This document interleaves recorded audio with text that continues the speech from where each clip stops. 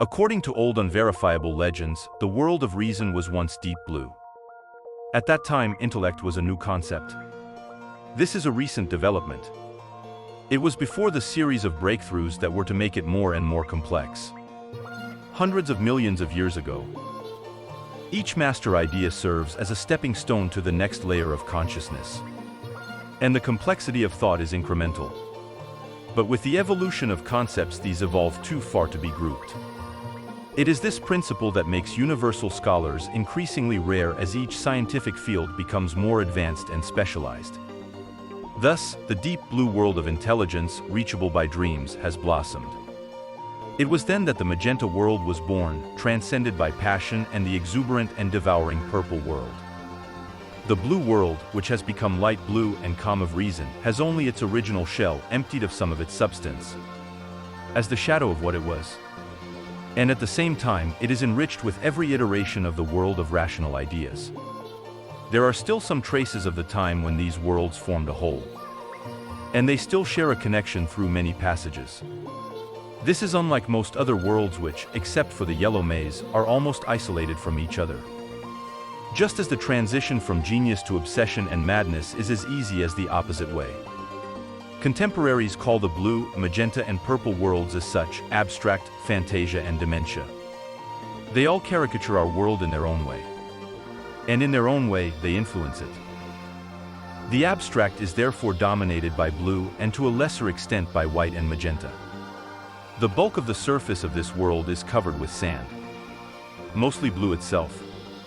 The sky with few clouds welcomes a white sun and also presents this impeccable blue that is found everywhere. The sky becomes darker and deeper at night. The forest islets and seas are calm like most things you find there. The lack of wind and the strong gravity of this place make the visitor feel warmer and heavier. The silence everywhere invites drowsiness.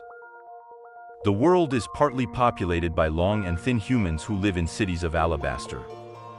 They also have pronounced blue eyes. And they seem far away from their own emotions, indifferent to anything. Besides, most beings have these deep blue eyes. This blue-eyed life, not always human, is deeply intelligent and rational.